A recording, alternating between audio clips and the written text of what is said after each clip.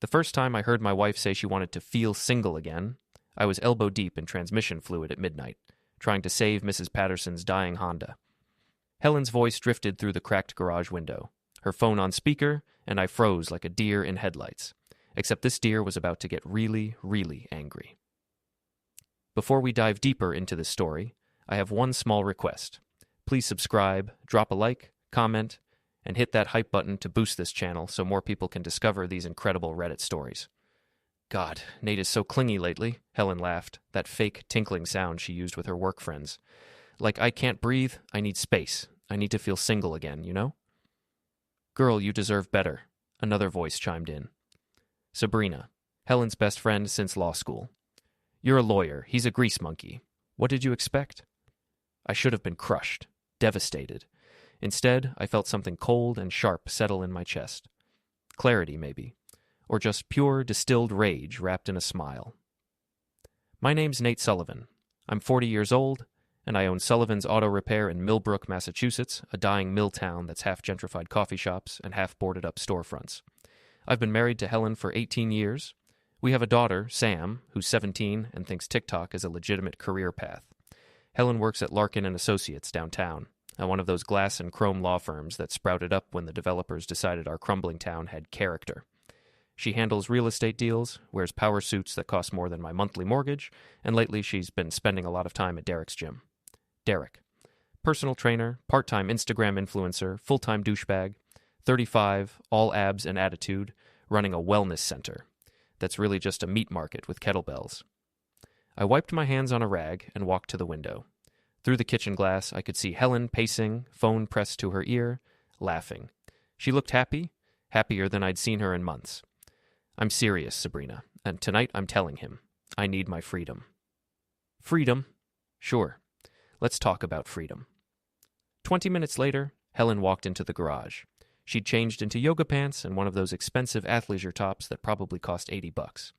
Her expression was set, determined, practiced. Nate, we need to talk. I didn't look up from the Honda. Shoot. I'm not happy. Okay. That's it? Just okay? I straightened up, meeting her eyes. What do you want me to say, Helen? You want a divorce? Want me to beg? What's the script here? She blinked. This wasn't going how she'd rehearsed. I just need space. I need to feel like myself again. You're too clingy, too dependent. I need to feel single. Single. I let the word hang there. You want to feel single while staying married? Or you want to actually be single? I don't know. I need freedom, Nate. Can't you understand that? I nodded slowly. Yeah, I can understand that. You want single? You got it. Her face relaxed. Relief. She actually looked relieved. Really? You're not going to fight me? Nope. You want single, Helen. Welcome to the single life. I turned back to the Honda, dismissing her. She stood there for a moment, confused, then walked back to the house. I waited until I heard the door close. Then I pulled out my phone and got to work. By morning, Helen's world had changed. Her phone? Disconnected. I'd been paying the family plan for years. Funny how she never noticed. Her credit cards, all joint accounts, all frozen. Her gym membership at Derek's place, canceled, effective immediately. And her car insurance? Well, that was in my name too, paid through the shop's business account. I sat at the kitchen table drinking coffee when she came downstairs. She was already on her phone, or trying to be. Nate, my phone's not working. Huh, that's weird. And my credit card got declined at Starbucks. Maybe fraud protection? All three of them? I shrugged. Identity theft's a real problem these days. She stared at me, realization dawning. What did you do? Me? Nothing. You wanted single, remember? Single people pay their own bills. I sipped my coffee. Welcome to freedom, Helen. Her face went from pale to red in about 2 seconds. You can't do this. Actually, I can. Those were all in my name. You want independence? Here it is. Congratulations. You're being childish, and you're being single. Enjoy it. She grabbed her purse, one of those designer things I'd bought her last Christmas, and stormed out. I heard her car start, then sputter, then nothing. I disconnected the battery the night before, just temporarily, just long enough. Through the window, I watched her try the ignition again and again. Then she pulled out her dead phone, remembered it didn't work, and actually stamped her foot like a toddler. From upstairs, I heard Sam's door open. "Dad? What's Mom screaming about?" "Freedom," I called back. "She's screaming about freedom." The thing about small towns is that gossip travels faster than light. By noon, half of Millbrook knew Helen Sullivan had lost her mind in the driveway. By evening, they knew why. I didn't have to say a word. Mrs. Greeley, our neighbor, is basically a human surveillance system. She saw everything, heard Helen screaming, and by lunchtime she'd told everyone at the grocery store, the post office, and probably the mayor. My phone started buzzing. Texts from old friends, guys from the shop, even Big Ray from the Rusty Anchor Bar downtown. "Ray, heard Helen went nuclear. You good?" "Me? Never better. She wanted single. I'm a giver." "Ray, LOL. Come by tonight. First beer's on me." I went to Ray's that evening. The Rusty Anchor is exactly what it sounds like. A dive bar with sticky floors, a pool table that lists to one side, and a clientele that's 50% construction workers and 50% people who've given up. Ray owns it, a former boxer with cauliflower ears and a heart of gold. "Nate!" He poured me a draft without asking. "Heard you cut Helen loose." "Other way around. She cut me loose. I just made it official." "By canceling her phone and credit cards?" Ray grinned. "That's cold, man. I love it." "She wanted freedom. I provided." "What about Sam?" That was the question I'd been avoiding. "She's confused, angry. She'll figure it out." "And Helen's lawyer friends?" "They'll circle the wagons. That's what they do." Ray leaned on the bar. "You know this is going to get ugly, right? Helen's not going to take this lying down." "Good. I'm counting on it." Helen showed up at the shop 3 days later with Sabrina in tow. Sabrina looked like she'd stepped out of a catalog. Perfect hair, perfect makeup, perfect sneer. She worked at the same firm as Helen, some mid-level position she'd inflated into senior consultant on LinkedIn. "Nate, we need to talk." Helen's voice was ice. I was under a Chevy, replacing brake pads. "I'm working." "This is more important." "Doubt it. This lady needs her brakes or she'll die. You just need attention." Sabrina stepped forward. "Don't be an asshole, Nate. Helen's trying to be civil." I rolled out from under the Chevy and stood up, wiping my hands. "Civil? She told me she wanted to feel single. I made it happen. What's not civil about that?" "You cut off her phone, her credit cards." "They were mine. She can get her own now. That's what single people do." Helen's jaw clenched. "I want access to our accounts. Now." "Our accounts?" "There is no our anymore, Helen. You made that clear?" "We're still married." "Then maybe you should have thought about that before you decided you needed to feel single." I turned back to the Chevy. "Now, if you'll excuse me, I have work to do. Real work, not whatever it is you two do in that glass tower." "This isn't over," Sabrina hissed. "It is for me." They left. Through the bay window, I watched them get into Sabrina's BMW and peel out. Helen was crying. Sabrina was talking fast, animated, probably planning their next move. My phone buzzed. A text from Sam. "Sam. Mom's crying." "What did you do?" "Me. Gave her what she wanted." "Sam. You're being mean." "Me. She started it." "Sam. This is so stupid. You're both acting like children." She wasn't wrong, but I'd been the adult for 18 years, swallowing my pride, supporting Helen's career, keeping the house running while she climbed the ladder.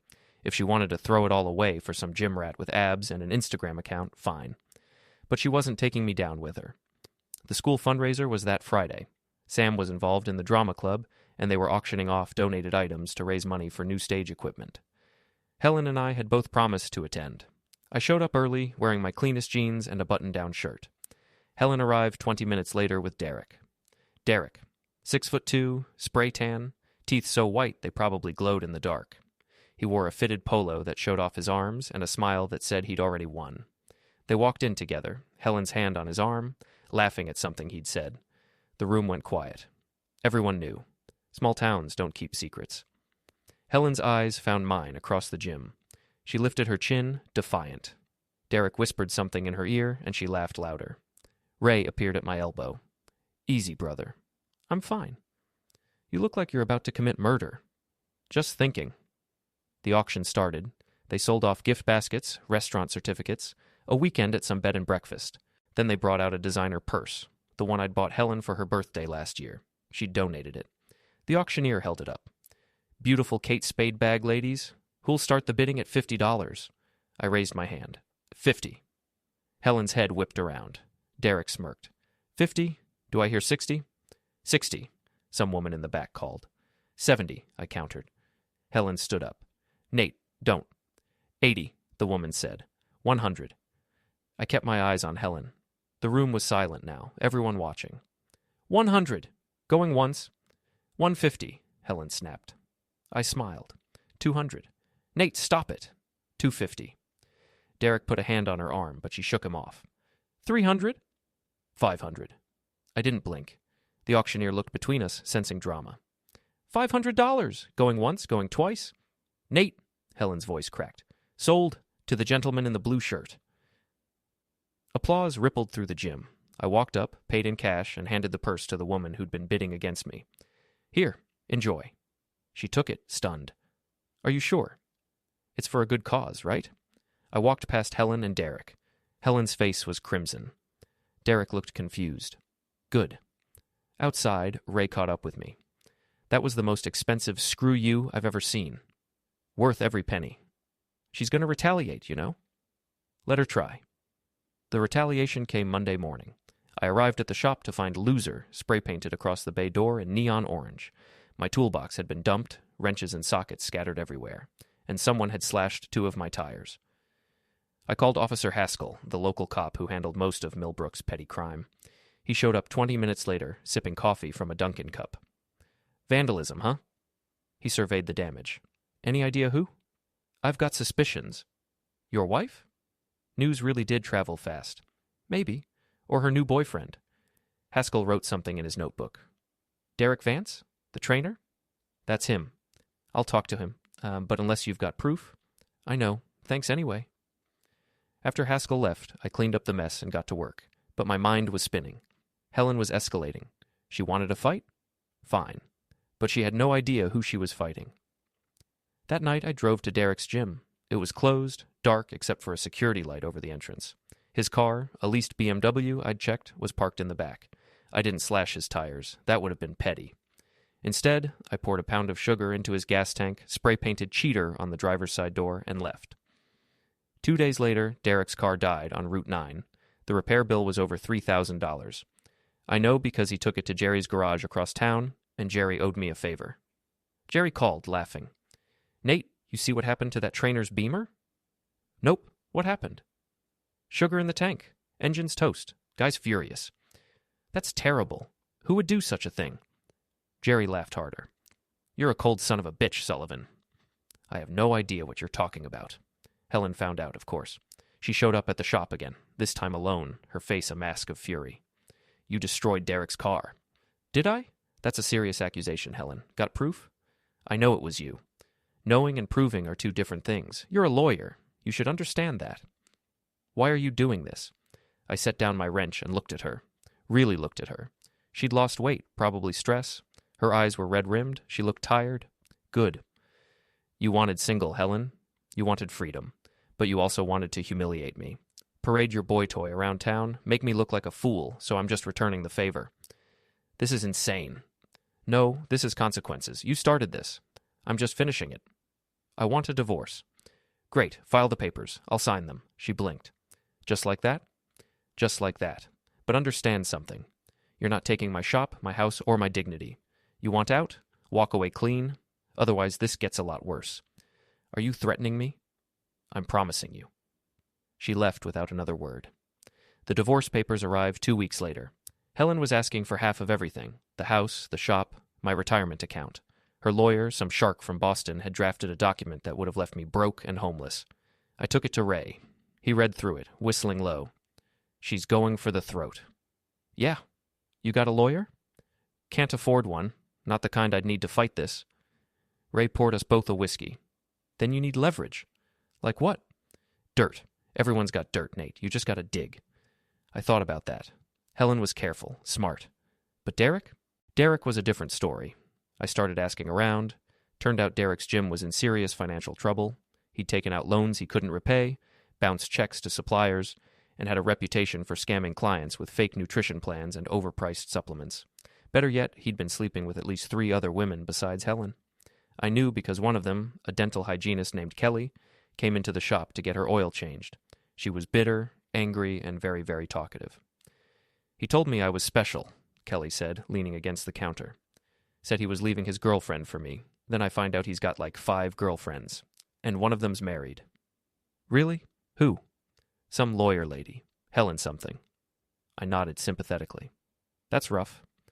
You know what? I've got texts, pictures, everything. I was going to post them online, but my sister talked me out of it. Maybe you should reconsider. She looked at me, suspicious.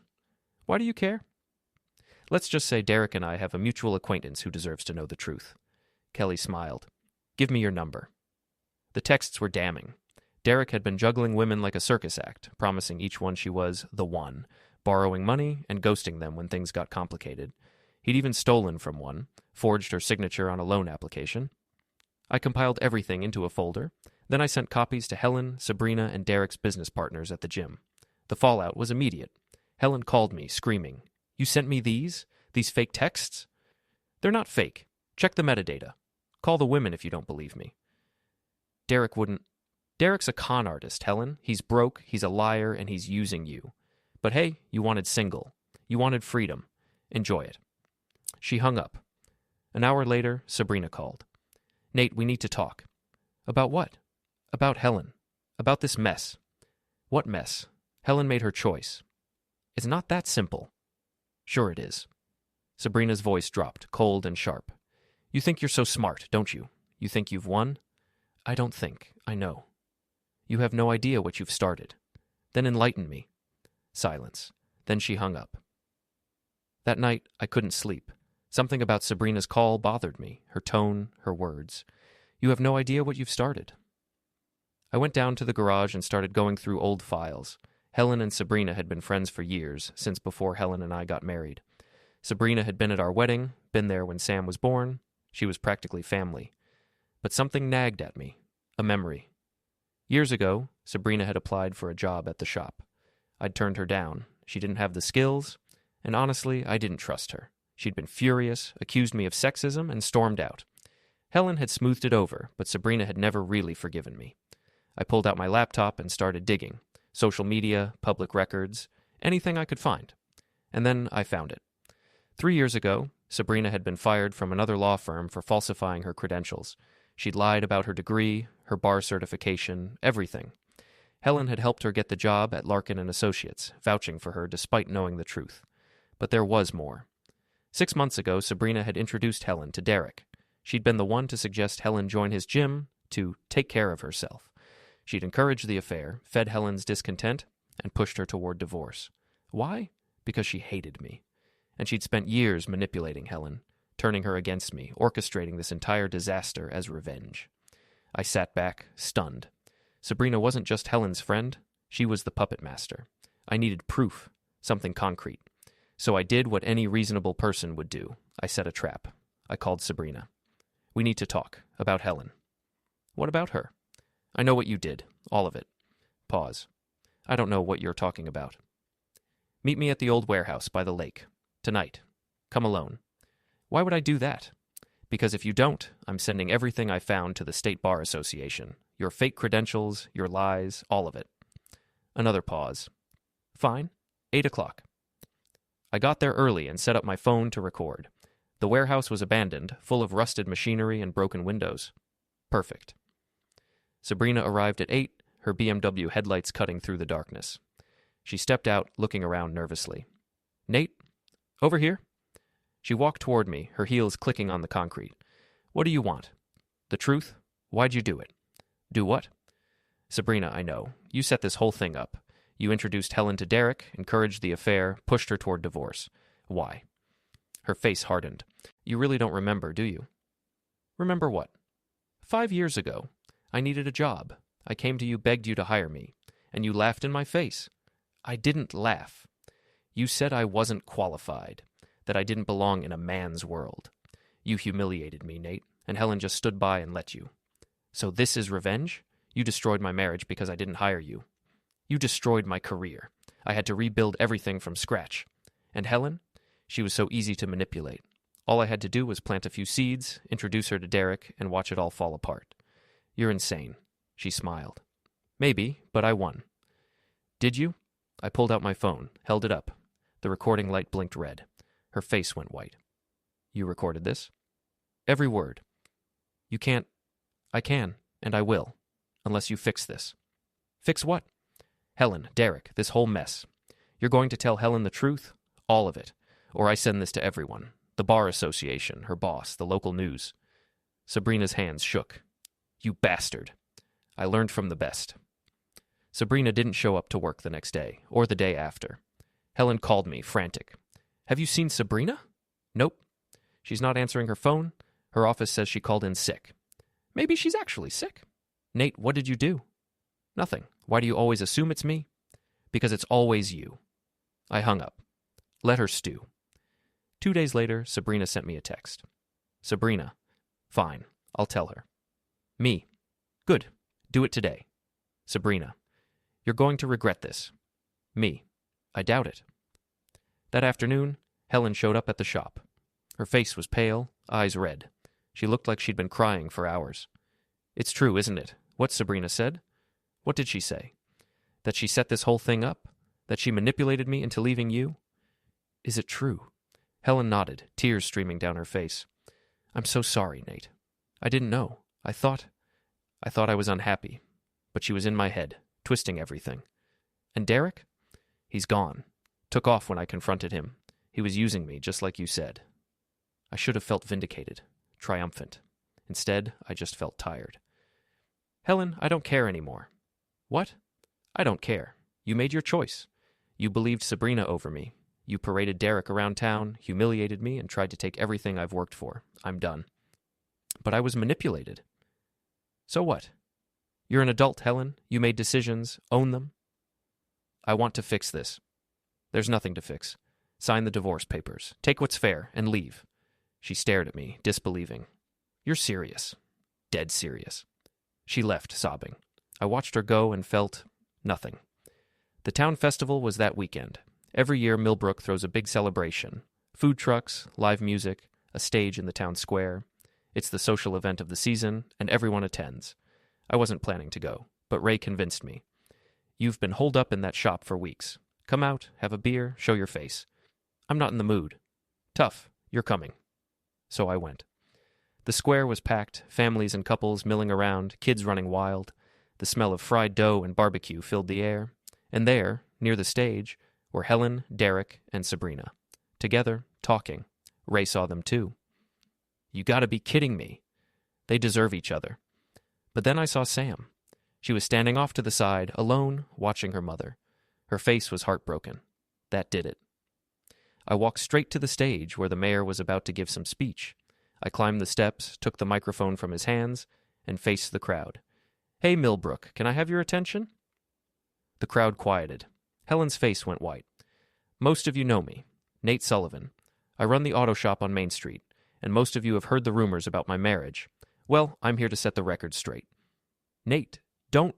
Helen started, but I ignored her.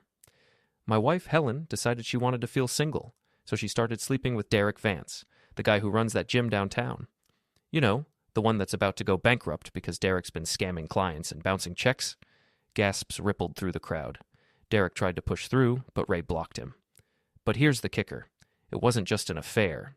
It was orchestrated by her best friend, Sabrina Cole, as revenge because I didn't hire her 5 years ago.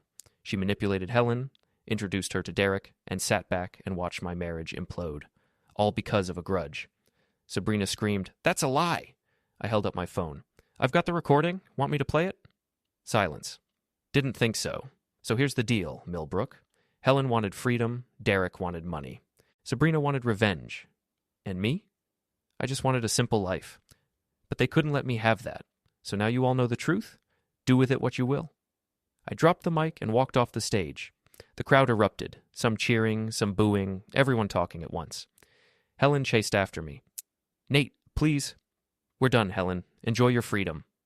Sam appeared, tears streaming down her face. Dad." I pulled her into a hug. "It's okay, kiddo. It's all going to be okay." Behind us, Derek and Sabrina were trying to leave, but the crowd had surrounded them. Phones were out. Recording. Someone was live streaming. By morning, the whole thing would be viral. Helen stood alone in the middle of the square, abandoned by everyone, and I walked away. The fallout was nuclear. By Monday, Derek's gym had closed, his business partners had seen the live stream, pulled their investments, and filed lawsuits. He left town the next day, reportedly heading to Florida to start fresh. Sabrina was fired from Larkin and Associates. The State Bar Association launched an investigation into her credentials. Last I heard, she was working retail in New Hampshire. And Helen? She signed the divorce papers without a fight, took her car, her clothes, and half our savings. She moved into a small apartment downtown and started looking for a new job. Her reputation was in tatters. As for me, business at the shop picked up. Turns out people like supporting the underdog. My calendar filled with appointments, and I even hired an assistant, a kid named Tommy who reminded me of myself at 20. Sam stayed with me. She was angry for a while, hurt and confused, but slowly she came around. We started having dinner together every night, talking about her day, her dreams. She even deleted TikTok. One evening, about a month after the festival, Helen called. "Nate, can we talk?" "About what?" "About us, about what happened." "There is no us, Helen." "I know, I wanted to apologize, really apologize. I was an idiot. I let Sabrina get in my head, and I threw away everything good in my life." "Okay. Is that all you're going to say?" "What do you want me to say, Helen? That I forgive you? That we can start over? We can't. You made your choice. I made mine. We're done." Silence. Then quietly, "I miss you." "I don't miss you." I hung up. Ray came by that night with a six-pack. We sat in the garage, drinking beer and listening to the radio. "You really don't miss her?" he asked. "No, I miss the idea of her, the woman I thought she was. But that person never existed. Cold, man. Realistic." Ray clinked his bottle against mine. "To realism. To realism." A year later, I was at the shop when a woman walked in. She was about my age, dark hair, warm smile. She drove a beat-up Subaru that needed a new alternator. "How long will it take?" she asked. "Couple hours. You can wait, or I can call you when it's done." "I'll wait. Got nowhere else to be." We talked while I worked. Her name was Claire. She was a teacher at the elementary school, recently divorced, new to town. She had a daughter, 10 years old, who loved soccer and hated math. "Sounds like my kid," I said. "Except mine's 17 and hates everything." Claire laughed. It was a real laugh, genuine and unguarded. When the car was fixed, she paid and hesitated. Do you want to grab coffee sometime?" I looked at her. Really looked. She wasn't Helen. She wasn't trying to be. "Yeah," I said. "I'd like that." She smiled. "Great, I'll call you." She drove away, and I stood there, wrench in hand, feeling something I hadn't felt in a long time. Hope.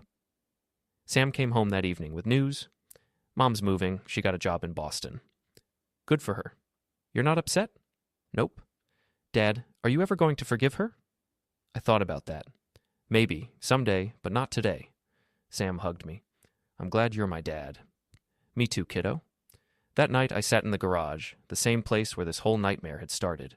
I thought about Helen, about Sabrina, about Derek, about revenge and consequences and the price of freedom. Helen had wanted to feel single. She got her wish. She was single, alone, and starting over in a city where no one knew her name. Sabrina had wanted revenge. She got that too, along with a ruined career and a criminal investigation. Derek had wanted easy money and easy women. He got neither, just debt and a one-way ticket out of town. And me, I got my life back. My shop, my daughter, my dignity. I didn't need revenge. Life had taken care of that for me. I turned off the lights and locked the garage door. Tomorrow I'd call Claire. Maybe we'd get that coffee, maybe we'd talk, laugh, see where things went, or maybe not. Either way, I was free. Really, truly free.